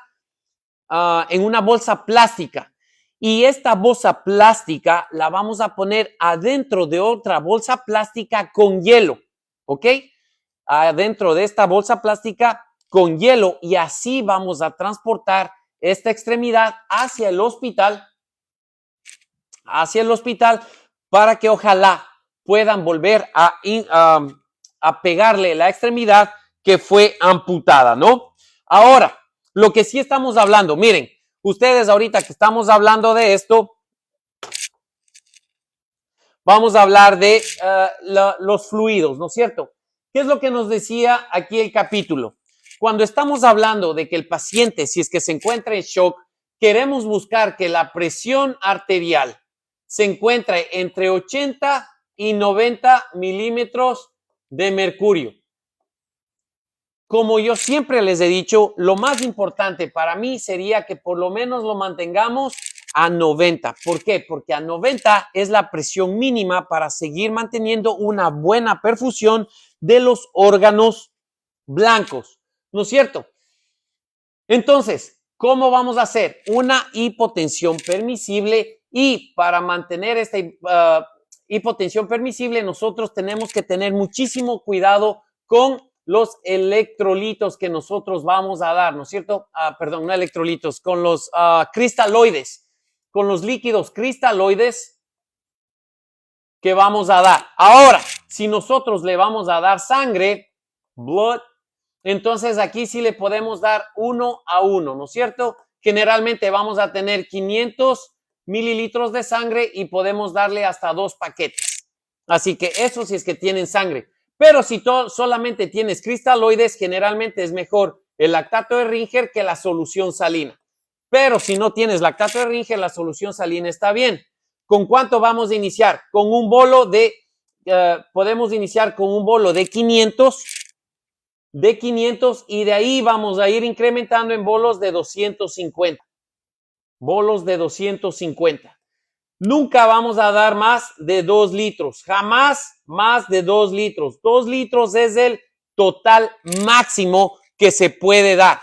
Esto solamente si es que ya controlamos la hemorragia. Si no controlamos la hemorragia, señores, no podemos pasarnos de estos 500 litros, ¿ok? Porque si empezamos a seguir dando cristaloides y no hemos controlado la hemorragia, lo que estamos haciendo un lavado interno al paciente. Estamos dejando que la sangre se vaya y le estamos metiendo agua. Y los cristaloides no pueden transmitir glucosa, oxígeno, dióxido de carbono y otro tipo de elementos que necesitamos que estén circulando para que la función cerebral, el corazón, los pulmones puedan seguir funcionando. Así que importantísimo. Esto fue aparte porque quería que ustedes vean cuál es la importancia de saber cuánto, cómo y dónde. Entonces, la hipotensión permisible puede ser entre 80 y 90, pero por favor traten de mantenerlo en 90. Por último, dice que la presión arterial sistólica en un traumatismo cráneoencefálico es de 110.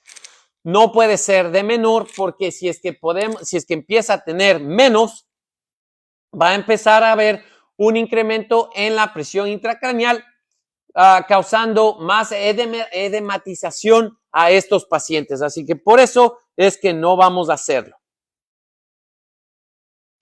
Y así, señores, hasta aquí hemos llegado. Este fue el estudio de caso de este pacientito. Espero que les haya gustado, que les hayan aprendido.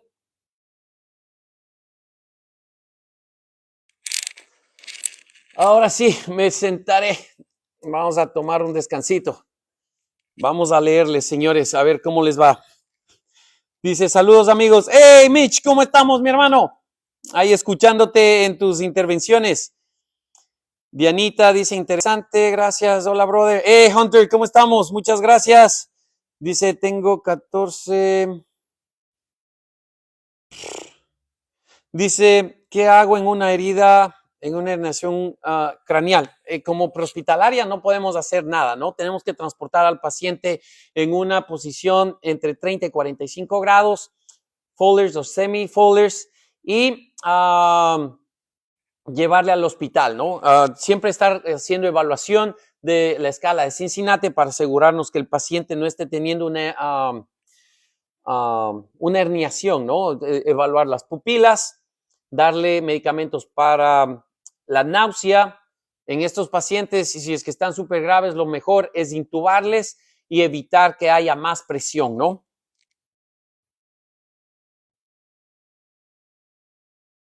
Ve esa vaina. Felicidades, mi hermano. Tiene 60,000 reproducciones de esa entrevista. Dice, ayer tuve un paciente de 250 libras. Oh, wow. ¿Y si está, qué hago? Lo que te acabé de decir. De nada, muchachos. El cual tenía una amputación de mano izquierda. Oh, les voy a enseñar este video, miren. Les voy a enseñar este video del atentado en Colombia. Uno de mis compañeros, uno de mis compañeros de los que nos siguen aquí en las redes, estuvo ahí en ese atentado y me envió estas imágenes.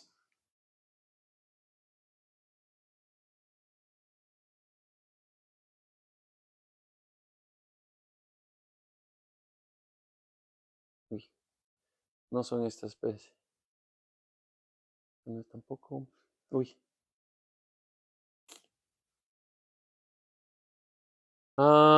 Bueno, no les encontré. Miren esta de aquí. Déjenme les apago esto. Oh. Miren. Este de aquí, ¿no es cierto? Miren este caso.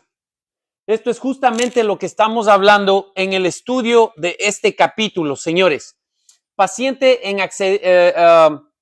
es un accidente de moto. El paciente se encuentra más o menos a unos 10 metros de donde está la moto y la moto se encuentra más o menos a unos 5 a 8 metros de donde se encuentra el pie del paciente. ¿Sí ven? Entonces, esto es muchísimo más común de lo que ustedes creen, ¿no? Miren, ¿qué es lo que están haciendo estos personajes que están en la escena? Se están distrayendo.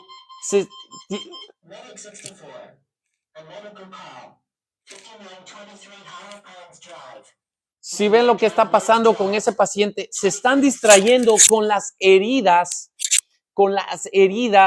de las extremidades, cuando el paciente se puede ver que se encuentra boca abajo.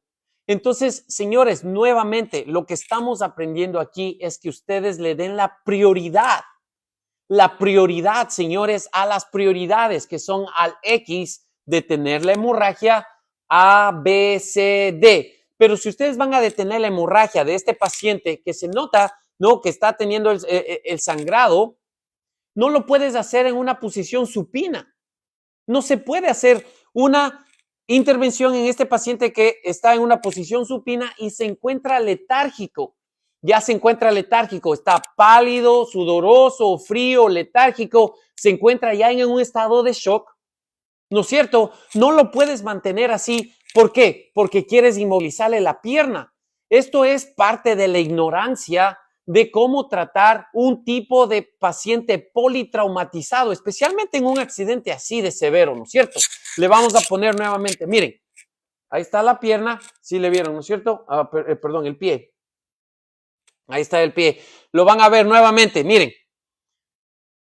Ahí está. El paciente se encuentra boca abajo y esta gente ignorante le están inmovilizando en una posición supina. Y ahí, mírenle, ya se encuentra semiconsciente, ni siquiera tiene suficiente fuerza para levantar la cabeza. Entonces ahí es el problema en donde si no empezamos a cuidar de las prioridades, estos pacientes llegan muertos al hospital, no por la gravedad de las heridas, sino por la ignorancia de los que están tratando a estos pacientes. Y es importantísimo que sepan que, por ejemplo, lo que estamos estudiando ahora es que estas heridas distractoras en la gente, en los operadores, en los técnicos de emergencias médicas avanzados, básicos, paramédicos que no tienen experiencia, pueden de verdad distraerlos completamente de las prioridades que son la vía aérea, controlar la hemorragia, la vía aérea, la ventilación, la circulación. Así que, señores, lo que estamos aprendiendo no es como un juego, ¿no? Esto no pasa, esto pasa todo el tiempo, por eso es que tenemos que poner atención a lo que estamos haciendo. Así que, señores, esto fue la clase del día de hoy.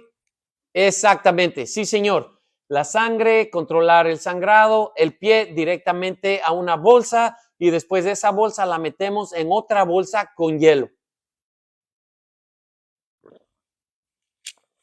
Me mandaron regalitos. No me mandaron regalitos, muchachos. Oh, sí me han mandado. No me han regalado. Mitch, gracias por las rosas, mi bro. Así que vamos a continuar con la revisión de este capítulo y vamos a hacer este video que acabamos de hablar, es el que va a ser el siguiente estudio de caso. Dice, una pregunta, yo soy auxiliar, ¿qué puedo hacer para mejorar? Mi hermano, mira, las clases que nosotros estamos dando aquí, yo no soy el único, hay otra gente que es muy buena impartiendo clases en línea, ¿no? Lo más importante, si tú puedes tomar clases presenciales de PHTLS, te va a ayudar muchísimo, pero si no, no pierdas el tiempo en las redes sociales viendo tonterías, ¿no? Hay gente buena que te está enseñando cosas positivas y entre esas puedes aprender cómo detener hemorragias, cuáles son las prioridades, el stop the bleed, ¿no es cierto? RCP, todas estas cosas que son básicas y que la mayoría de gente no sabe cómo hacerlo.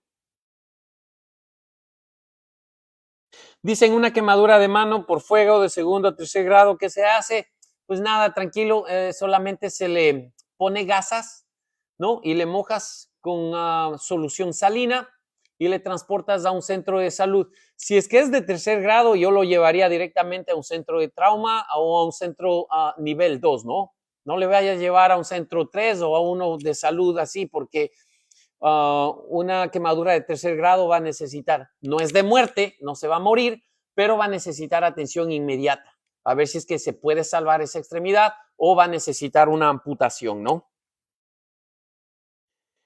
Cuando quieras, mi hermano, ahí nos ponemos a las órdenes, Mitch. Dice, saludos, profe, desde Ecuador, Santo Domingo. ¿Cómo estamos, muchachos? Un saludo. Dice, RCP, ¿puedo practicar en una persona? No, Dianita, en una persona no se puede practicar RCP, pero sí en los maniquíes, ¿no? Dice, yo seguí mi estudio, me faltó dinero, pero quiero hacerlo mejor de lo que soy. Pues mira, esto es justamente lo que yo hago, ¿no? Para la gente que no tiene recursos y no puede tomar el PHTLS, pueden ir viendo capítulo a capítulo cómo se hacen las cosas. Yo generalmente lo detallo, ¿no? Suave y tranquilo cada capítulo para que pueda ser entendible. Saludos, Guatemala. Hey, Chile, ¿cómo estamos? Sí, y trasladarla al hospital, así es. Hey, Socumbíos, ¿cómo estamos, mi brother? En una extremidad inferior que está a la altura del hombro. Dice, en una extremidad inferior que está a la altura del hombro y se siente que crepitaciones se realiza igual. Esa es pierna al hombro. Esa es una posición maldita.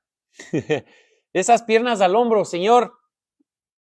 Primero tienes que tener muchísimo cuidado, ¿no es cierto? Cuando tú tienes la pierna al hombro, lo que necesitas hacer es que generalmente también va a estar complicado la cadera, ¿no? La cadera, así que tienes que tener cuidado cuando se haga, porque recuerda, ese movimiento de la pierna desde el hombro hacia abajo, me hacen pensar mal estos males, me hacen pensar mal cuando se ríen así. Entonces, cuando muevas la pierna del hombro hacia abajo, tiene que hacer en un solo movimiento realizando la tracción, señores, realizando la tracción. No puedes perder la tracción cuando estás haciendo este tipo de movimiento, ¿no? Yo atendí en una emergencia de esas fracturas de fémur, tenía una pierna en el hombro, contrario. Sí, esas, señores, en los accidentes de moto, en los accidentes de tránsito, en las caídas, hay muchos de esos, así que vas a encontrar muchas en tu carrera profesional. Dice, a lo sincero, ¿puedo cumplir mis metas en Ecuador o tengo que salir del país? Mi hermano, si viviera en Ecuador te dijera, pero ahí sí, ¿qué te puedo decir? Profe, un consejo sobre esta carrera. Esta carrera es la carrera más linda del mundo, señores. Lo único que necesita es compromiso, vocación, necesitas estudiar hoy, mañana, pasado. ¿Por qué? Porque hay cambios todo el tiempo, ¿no? Y tenemos que seguir actualizándonos, estudiando, y eso es lo que se tiene que hacer. No me regalaron corazoncitos, regálenme 2 corazoncitos. Ya me voy. Tenemos 7 minutos y me voy. Clases de farmacología. Estaba haciendo lo de farmacología, pero me empezaron a mandar un montón de videos para análisis, así que ya no he podido hacer. En Ecuador es complicado, muy competitiva. Si tienes la oportunidad de salir del país, es mejor. Ya, ahí está tu respuesta, mi hermano. Si puedes salir del país, salga del país. Dice, ¿qué movimiento debo hacer para colocar a ese paciente en la posición correcta? ¡Hey! Gracias, Mitch, por el corazón. Mira, la pierna que está en la parte de atrás, tienes que iniciar contracción y tienes que moverla en una forma anatómica, ¿no? No la vayas a mover así como que retorciéndole, como si fuera plástico. Siempre tienes que ir en la misma forma anatómica como se desplazó. Entonces, si está hacia adelante, hacia atrás, así en esta forma, tienes que darle la vuelta anatómicamente y volverla a poner hacia el frente. O sea, es con sentido común. No te puedo enseñar aquí porque no tengo ninguna pierna dislocada, pero la tracción es lo más importante mientras vas dándole la vuelta. Para que hagas eso, por favor, utiliza control del dolor y sedación. Falta uno, muchachos, gracias. ¿Cuándo da clases de farmacología? Ahorita no, puedo subir para invitarnos al podcast. Claro. Dice, ¿cuándo das clases de farmacología? Claro que sí, bro, ahorita te subo. Dice, paciente femenina de 78 años. Jonah, gracias, maestro. Cumplimos con el objetivo. Byron, si tú no eres bueno ahorita ahí, nunca vas a ser bueno a donde tú vayas. Tú tienes que ser bueno en donde te estás sembrado, en donde estás trabajando, en donde tú estás, tienes que dejar huella. A mí de lo que me han dicho que he sido bueno en donde he estado. Cuando yo estuve en la Cruz Roja, tú puedes preguntar, hasta ahora ellos saben quién soy, ¿no? Porque siempre me dediqué, estudié, me profesionalicé. Si tú piensas que vas a ser bueno acá porque allá no eres bueno, no vas a ser bueno ni aquí ni allá. Buenas noches, muchas gracias por la retroalimentación. Monterrey, ¿cómo estamos? ¿En verdad hay un tipo de infarto que se puede iniciar? No, ningún tipo de infarto hay que hacer RCP, señores. Solo en la parada cardíaca hay que hacer RCP. Nada más.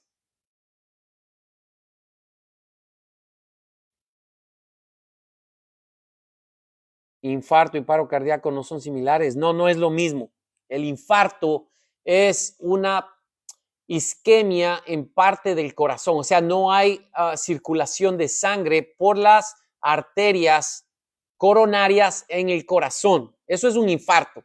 La parada cardíaca es cuando el corazón se detiene y no está funcionando. Puede ser por una falla mecánica o una falla eléctrica, pero no es lo mismo, ¿no?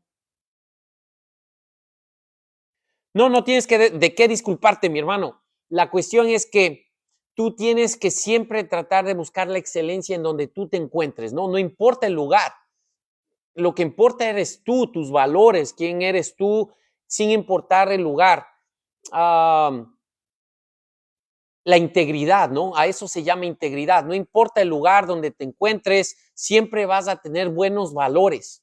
Y eso es lo más importante.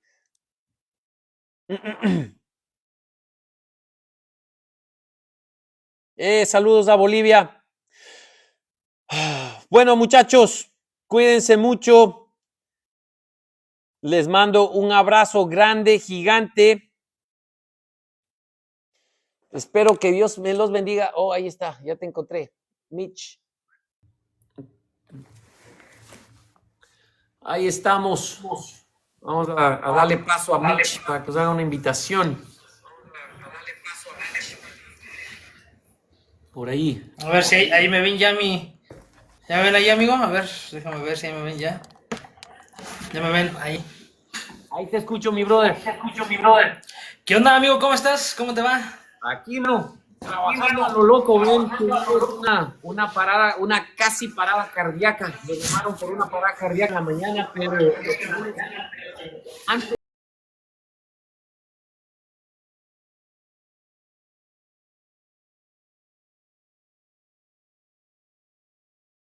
de que caiga la parada cardíaca. Eso se llama el PERI. Y bueno, tienen que identificar eso para que no estén transportando paradas cardíacas, ¿no? Sino pacientes vivos. ¿Cómo estás? Cuéntame. Bien. Oye, me da mucho gusto ver que vas avanzando, vas creciendo, mucha gente te está siguiendo. Me da mucho gusto, mi Dani, que sigas en este proyecto de, como lo decíamos, ¿no? De apoyar a todos los que estamos en esta rama. Y algo muy importante, ¿no? Que siempre tienes esa vibra, siempre tienes esa energía. Me encanta, mi Dani, que le estás dando con todo. Y bueno, también a toda la gente que le gusta esta hermosa carrera. Yo se los puedo decir que es lo más hermoso del mundo, el estudiar, el dedicarse a eso. Me encanta ver cómo la gente se empapa de la forma en la que les enseñas, mi Dani. Yo estoy muy contento y yo quiero comentarte algo así rápido. Pues bueno, para que vean el podcast y lo escuchen, el podcast en la terapia intensiva en Spotify. Y tenemos 60,000 reproducciones, Dani. Si llegamos a las 100,000 reproducciones, vamos a empezar a monetizar. Y yo estoy más que contento. Y si llegamos a las 100,000 reproducciones, mi Dani, yo te voy a dar a ti una parte de ese dinero para que te financies y podamos seguir ayudando a toda esa gente, a toda la gente que está pues con esta intención. Ahorita escuchaba gente de Ecuador, gente de Colombia, que dicen que no tienen pues el suficiente dinerillo ahí, pero pues yo te voy a impulsar, mi Dani, y igual forma te agradezco tu apoyo, te agradezco esa parte, y créeme que tú sabes que el centro de capacitación Infinity Delta, el que tengo aquí en México, igual tratamos de hacer lo mismo, de apoyar a la gente, y pues siempre de la mano contigo, mi Dani, lo que ocupes, igual forma. Y aquí vamos a estar, amigo. De verdad que ese podcast la está rompiendo con todo aquí en México. Nos están escuchando en Colombia. Me sorprendí porque vi unas banderitas de Japón. No sé cómo nos escuchan en Japón, ¿eh? Japón. Mira, mi hermano, si tú quieres, podemos hacer esto. puedes financiarme y yo viajo, hacemos un entrenamiento en tu centro de entrenamiento, damos como unas becas y ayudamos a la gente cobrándoles mucho menos de lo que cuestan las clases, ¿no? Y podemos hacer eso. Sí, claro, mira, por ejemplo, nosotros aquí en el centro de capacitación lo que hacemos es eso, cobramos los cursos muy baratos para que toda la gente se pueda capacitar y de igual forma también, amigo, ¿qué te parece? Igual, ya nos ponemos bien de acuerdo y en uno de tus en vivos, y los que tú quieras, pues puedes regalar unas 5 becas para que de igual forma puedan tener el curso de primeros auxilios, de RCP, de algo, no sé, tú me dices qué es lo que quieres y sin problema, mi amigo, ¿eh? Hermano, claro que sí, lo más importante, extendiendo, ¿no? Esta mano amiga a los compañeros, a los hermanos paramédicos que no tienen el recurso económico para poder pagar su tipo de clases. Y gente como tú, ¿no? Que eres muy solidaria, que quieres apoyar y ayudar a nuestros colegas, a nuestros hermanos. Pues que, bien, lo podemos hacer y si es que, como tú dices, que ya estás monetizando y pues con ese dinero lo podemos invertir, podemos viajar, podemos capacitar a la gente, ¿no? Allá, a veces, ¿no? La gente llega y nos apoyamos mutuamente, ¿no? Sí, así es, amigo. Desgraciadamente, tú lo sabes más que nadie. En Latinoamérica estamos muy escasos de muchas herramientas, estamos muy escasos de ese apoyo. Yo creo que tú lo ves más que nada. También he tenido, gracias a Dios, la oportunidad de Estados Unidos. Apenas fui a un curso, aparte de paramédico, también ya soy licenciado en enfermería aquí en México. Y pues tuve la oportunidad de ir a un congreso de medicina prehospitalaria allá. Igual y me tocó bastante ver cómo los paramédicos tienen todas las herramientas. Desgraciadamente en Latinoamérica pues no contamos con ello. Pero mi Dani, eso es lo que me gusta, mi hermano, de ti, que siempre llevas los conocimientos calientitos saliendo del horno a Latinoamérica, mi hermano, eso me encanta. Y sobre todo algo muy importante, eres una de las personas más importantes a nivel prehospitalario en Latinoamérica. Y qué bueno que puedas regalarnos ese conocimiento, mi Dani. Mis respetos para ti. Como siempre, mi amigo, sabes que cuentas conmigo. El Centro de Capacitación Infinity Delta está para servirte. Estoy en servicio, por eso está sonando ahí el radio. Sí, así te veo. Y pues bueno, me da mucho gusto, mi hermano. Hicimos un traslado hace ratito. Tuvimos unas personas igual por traumatismo craneoencefálico, igual también ahí tuvimos un infartado también tuvimos, y un traslado también ese ratito como a las 2 de la tarde, un paciente atropellado igual politraumatizado, ¿no? Ha estado muy bueno el día y eso es lo que nos llena, mi hermano. Esa es mi bro. Me encanta saber que eso pues está rompiendo récords por ahí y ojalá pues siga avanzando, ¿no? Creciendo en número y ya sabes, bro, tú tienes mi número, nos ponemos de acuerdo a ver si hacemos esa vuelta. Me voy por México y allá nos sí, ya con eso acá te ayudamos ahí con todos los gastos igual.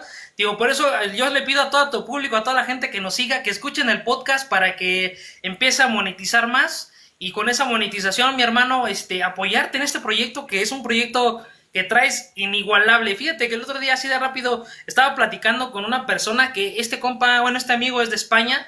Y me dice, oye, ¿conoces a Dani Astudillo? Le digo, sí, claro, en España te conocen, mi hermano. Fíjate nada más, ¿eh? España. me dice, le dije que quiero organizar un congreso aquí en México, donde podamos traer gente de Europa, Latinoamérica, y empezar a juntar el gremio, la medicina prehospitalaria, con un curso que sea básico y que sea algo muy importante, que sea barato para que la gente pueda venir y pueda costear esta capacitación. Y mi Dani, tú vas a ser de los principales, ya te dije, ¿eh? El podcast se llama La Terapia Intensiva, está en Spotify. Ahí obviamente sale la foto de mi Dani Astudillo, bien coquetón en la foto, con toda la actitud como siempre. Lindo, mi hermano. Qué gustazo poder verte otra vez, escucharte. Un abrazo fuerte a la distancia. Mantente a salvo, por favor, cada salida. Nosotros sabemos que salimos, pero no sabemos si volvemos. Así que, por favor, cuídate ahí afuera. nos estamos hablando pues, por interno para ponernos de acuerdo. Me encanta mucho saber pues que ese entrevista, ¿no? Está en auge por allá. Vamos a tomarnos una fotito ahí a la distancia, mi Dani. Ahí para la foto. Ahí está para la foto del centro de capacitación. Y te aviso, mi hermanito, de eso. Nos ponemos de acuerdo para lo del, ya ves que te he dicho del Congreso. Ya. Y muchas gracias, mi hermano, por ser el ejemplo de esos paramédicos que llevan la vocación, que llevan el amor a lo que hacemos. Y algo muy importante, que nunca te has olvidado de tus raíces, nunca has olvidado de dónde vienes, nunca has olvidado la carencia de Latinoamérica, mi hermano. Mis respetos para ti, a todos tus seguidores igual. Muchas gracias por amar esta carrera tan bonita. Síganos ahí y acuérdense, la terapia intensiva en Spotify con Dani Astudillo. El mejor podcast que se ha hecho, al menos ahorita en Latinoamérica, en cuanto a todo lo que hemos platicado, y van a venir más cosas, mi hermano. Wow, muchísimo mejor. Vamos a hacer otro entonces. Órale, pues, y todo lo que se reúna de ese nuevo podcast que hagamos, todo lo que se monetice va directamente para apoyarte a ti, mi hermano. Vamos a dar becas y vamos a impulsar a que nuestros hermanos de Latinoamérica puedan seguir capacitándose. Perfecto, mi hermano. Estamos en contacto entonces. Gente, muchísimas gracias. Muchas gracias, mi hermano. Por favor, bendiciones para ti, para tu gente, y sabes que te estimo, mi hermano. Igualmente, un abrazo, mi brother. Cuídate mucho. Adelante. Vamos para allá. Chécalo ahí. Sale, hermanito, te dejo porque ya no están hablando otra vez. Cuídate mucho. Hermano, un abrazo. Saludos. Chao. Vale. Señores, chequen ese podcast ahí, la terapia intensiva. Y pues yo me voy despidiendo, señores. Muchísimas gracias por todo. La terapia intensiva. Vamos a ver si lo comparto en mi Facebook. No se olviden, señores, de compartir el Facebook, de compartir los videos que están ahí en el TikTok, en el Instagram, en donde me sigan. Ya les aburrí, así que ya me voy. Nos vemos, señores. Hoy es sábado, el día lunes, Dios mediante, nos vamos a estar viendo nuevamente. Les mando un abrazo grande, ¿no? Que Dios les bendiga, un beso. Que estén siempre a salvo, manténganse a salvo por allá. Es un placer el poder compartir con ustedes este poquito de conocimientos y este tiempo con los paramédicos que quieren ser mejores y capacitarse, ¿no? Bendiciones, muchachos. Chao.